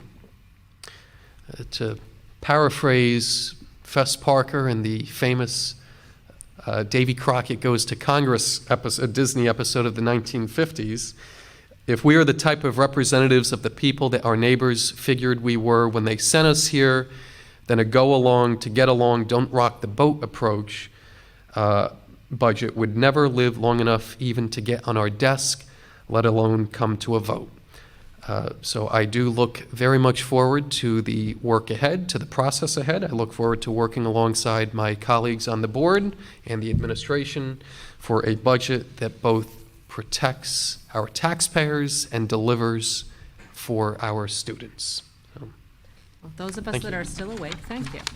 I found it enthralling. You're here. I'm still awake. May I? You may. Thank you. I will not take long. John, Vice President Curzio, did you mention I think it was $3.1 million, Mr. Silver, that was overestimated liability? Did you happen to mention that in your? You know, Trustee Torpy, that is a great point. I have to add that for next time. Sizable chunk of change that Mr. Silver found for us. And then also, like you touched upon briefly, yes, our enrollment has been down, but special education enrollment numbers are up. So that's all. The list by Mr. Silver is very long, and all the great fiscal decisions he's been able to help make and guide us with over the past year that he's been with us. It probably would have gone on for another 2 or 3 pages if I included everything. So, but Mr. Silver has been phenomenal with identifying efficiencies and savings for our district. It's always nice when you can add million to the money found, right? Absolutely. Yeah. Thank you, Vice President Curzio. Anybody else? Old business. Okay, moving on to 9.01, board comments Anybody out there would like, oh, Open session. oh, sorry. Yes, open session. As I was saying, I was looking at it, asking anybody if they wanted to speak, but sorry, open session. Anybody would like to address the board at this time? 8.01, open session. Please.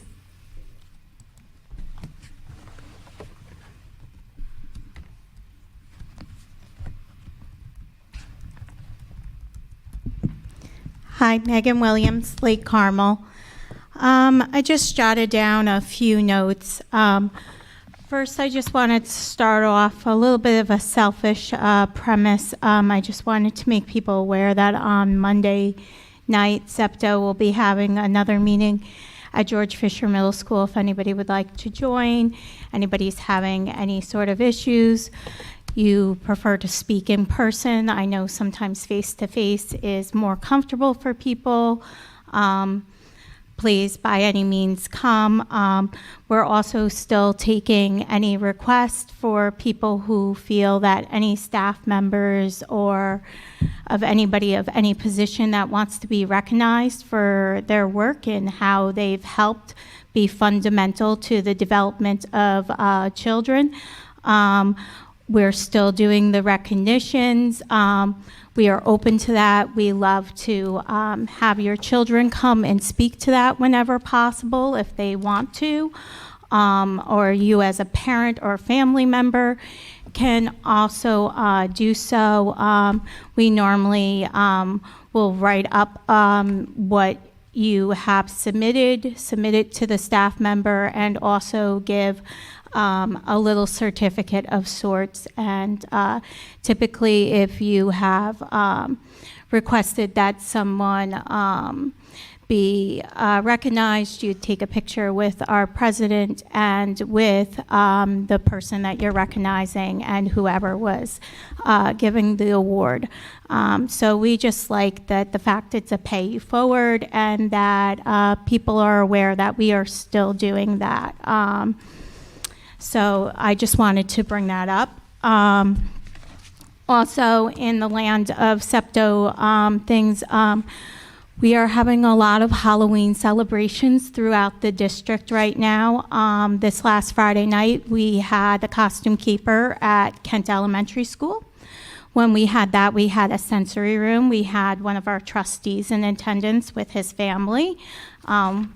That was nice. It's nice to see people out and about with their families and not so official. I personally enjoy that. To me, our North Star should always be our children. And he brought with him some decorations and got very much so into the spirit. So those are things that I personally like to see. So I like when people are invested in our community, not just doing official business, but actually coming out and participating with their families. So I appreciated that. Beyond that, I would also like to say that Matthew Patterson Elementary School, George Fisher Middle School, and Kent Primary School this Friday are doing Halloween events. SEPTA will be providing sensory rooms within there and sensory carts at those events too. Our goal is to work on trying to get our sensory rooms in as many events as possible, so it's inclusive to all children, and even children who may not particularly like the noise and just need a moment to relax and get away from things. It's open to everybody and to family members who come. We enjoy it. And by all means, if you ever want to help, please know that you are allowed to help and come in. We would greatly appreciate it. As far as SEPTA goes, again, UPK brings a special smile to my face every single time it gets brought up in all of our developments in terms of things that are going on, the beautiful things that our children are having as opportunities, are things that we did not have a few years ago.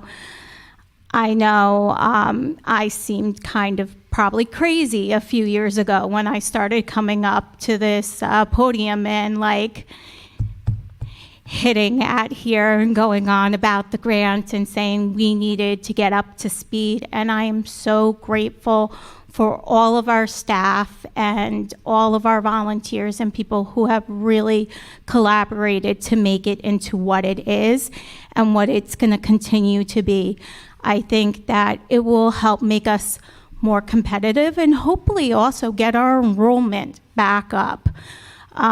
Because when people start their children out young within our school district and have a positive experience, they're less likely to go elsewhere.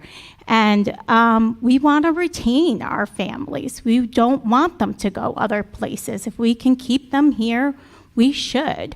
So I think that early intervention and the ability for them to see faces that are going to be involved in their children's and their families' lives for a very long time is extremely important, and reach out that we needed to do and was long overdue within this district for a while.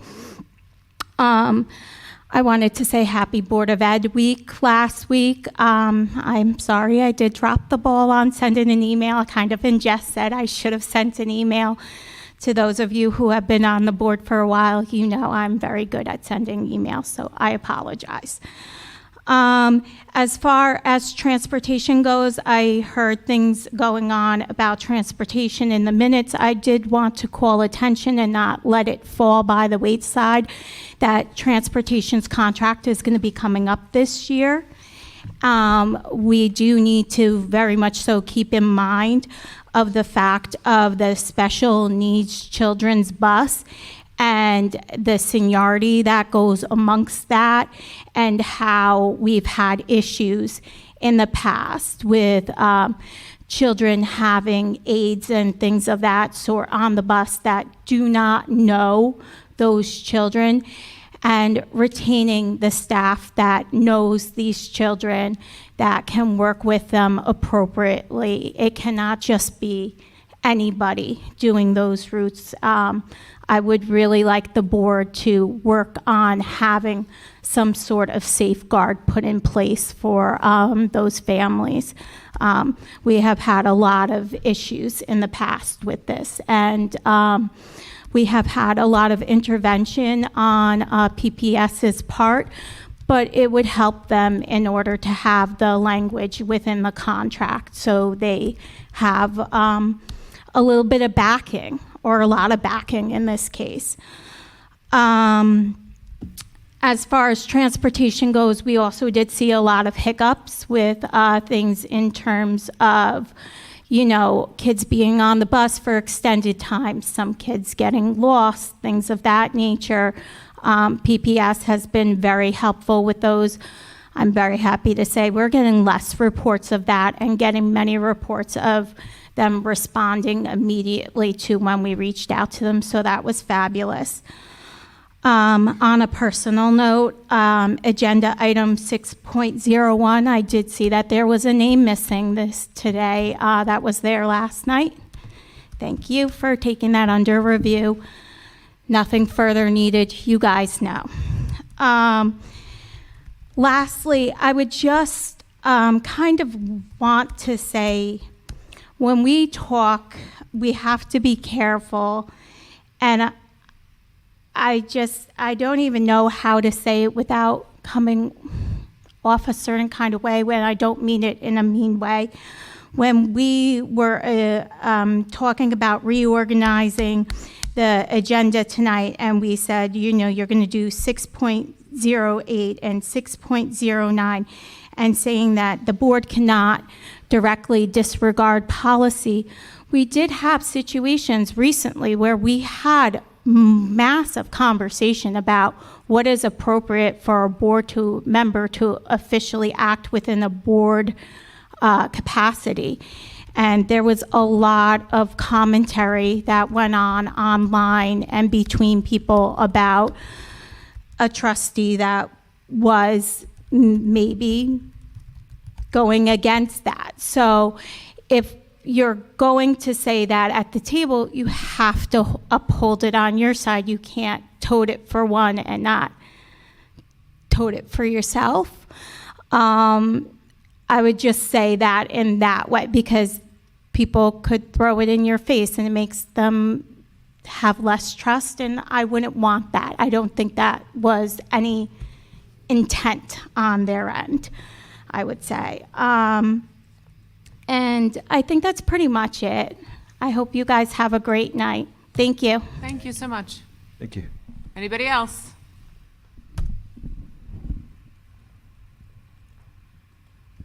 I'll go quickly here. The point I was making about the sweatshirts before, I think Jim got it. It just seemed weird to me that we were going to upcharge this seniors to then give that money to them for a discount on the Senior Bowl. Anyway, that's old news, I guess. One agenda item I wanted to touch on was the approval of instructional and non-instructional personnel requests as well, 6.01. I see, just as I was looking through there before, that the permanent building substitute teacher at the high school has resigned. Are we looking to replace her? Anybody know? I don't know. We'll get an answer for you, though. Okay, great, thank you.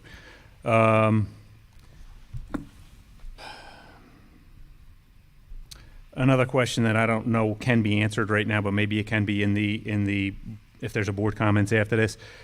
The question I have is regarding a long-term sub who is also a teacher in the district. So they're getting their regular teacher salary plus their $170 to cover a class, right?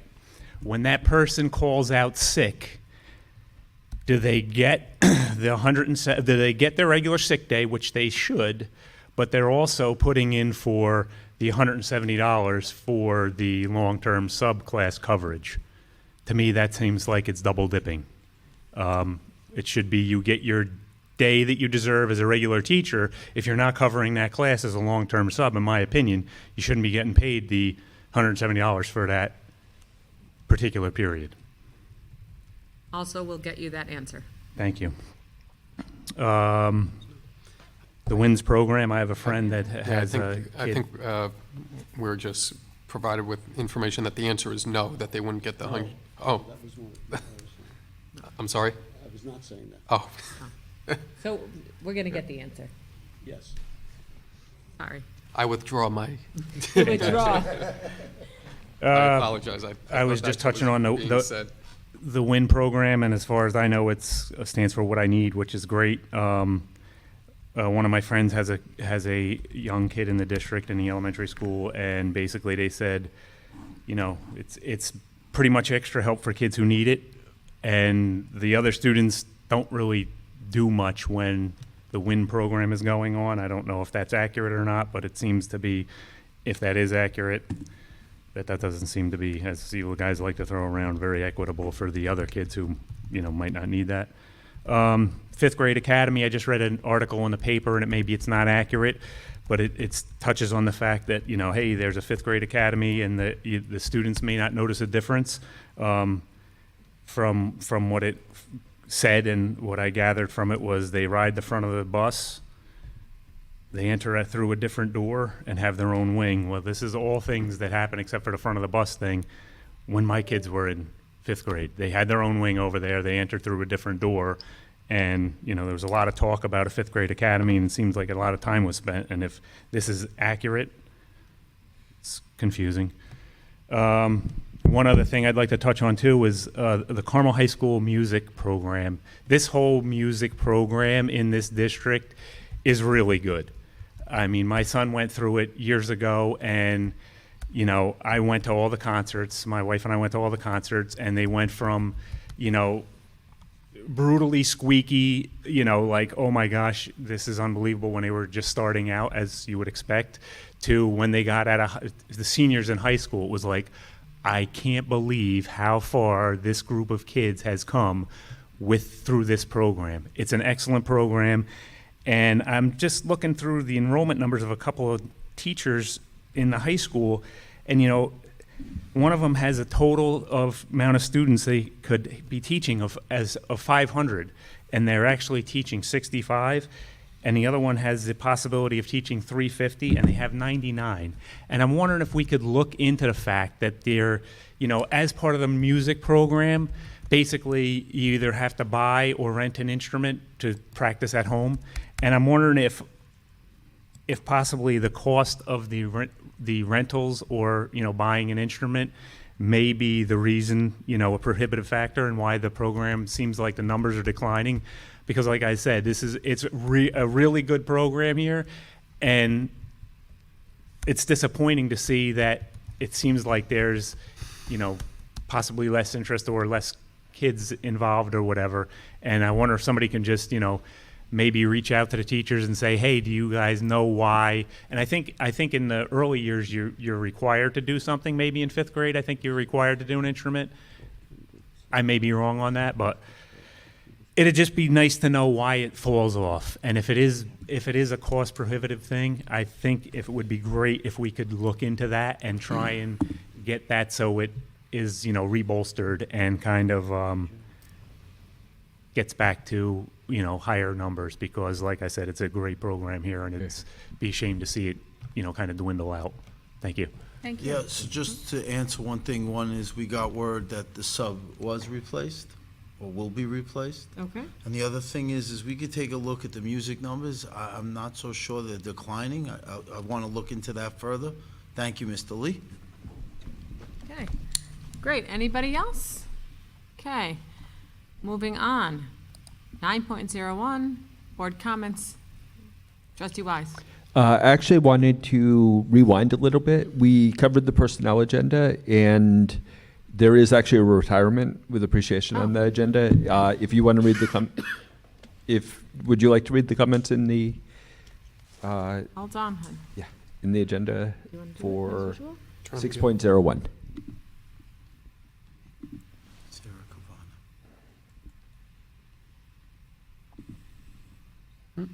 Cavana. Would you like to read it, Trustee Wise? Yeah. So I just wanted to note that we do have a single retirement with appreciation in the personnel agenda this meeting.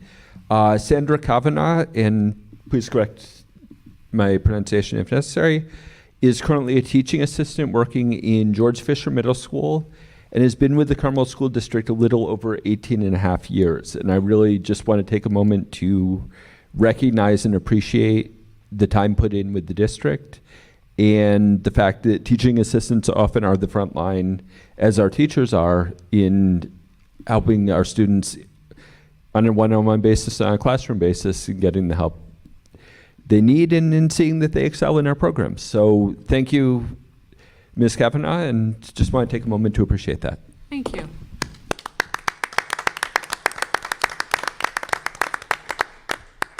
Thank you, Trustee Wise, for catching that and Yes. bringing it to our attention when we regret the oversight earlier this evening. Okay, anybody else? Board comments? Yes. Please. It's in response to our community member. Sometimes it takes a bit of crazy as a catalyst to get things done, so don't apologize for coming up here and, speaking and advocating for universal pre-K. We appreciate that.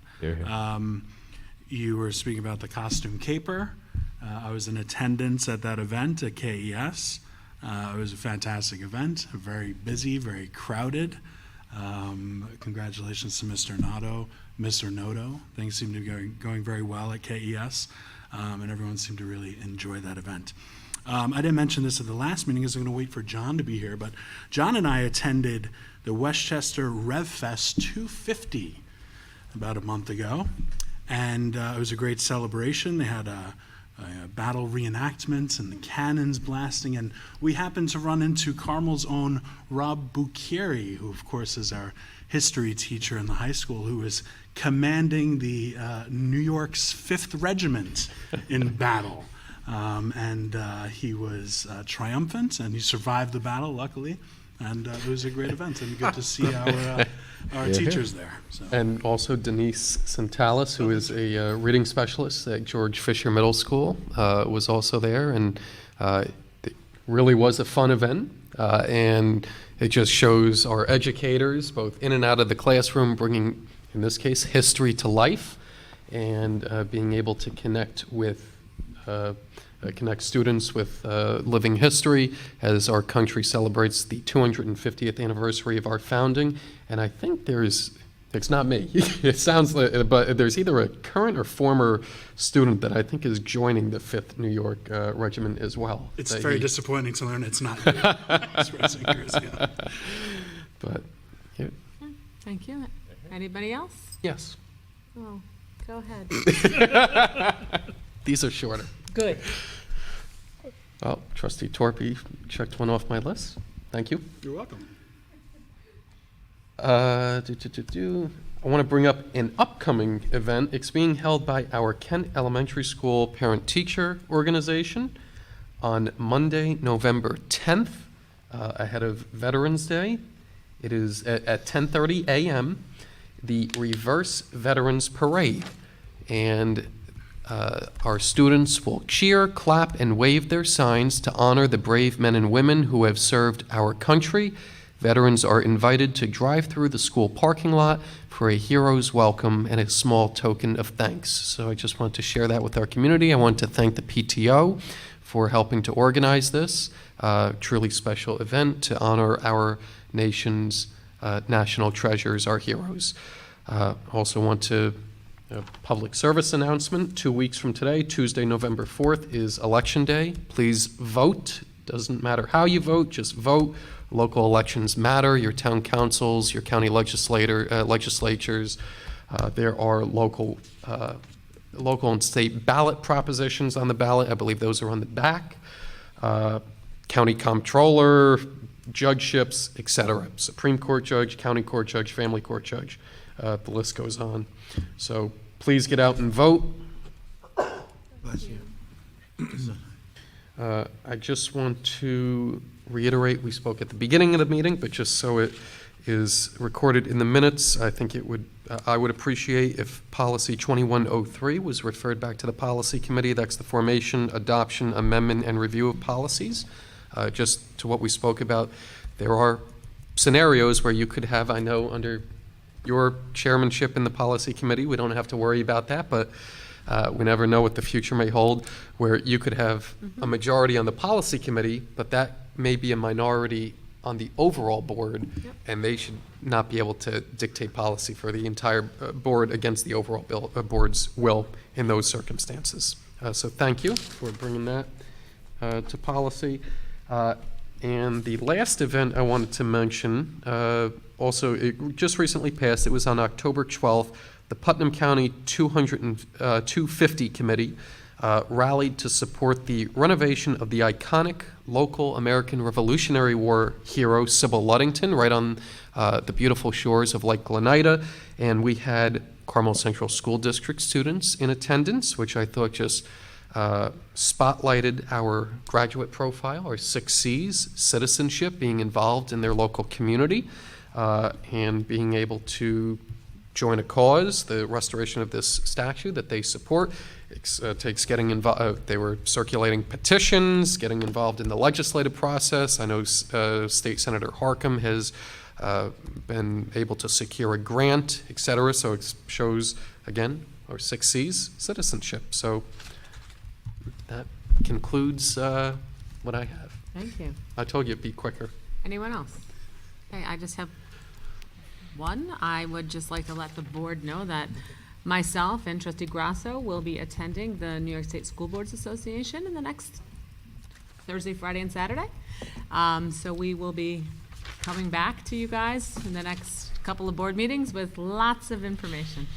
Well, in that case, Superintendent Plotkin and I will be attending an upcoming symposium at Tilly Foster Farm about AI and education, and I'm looking forward to that. Wonderful.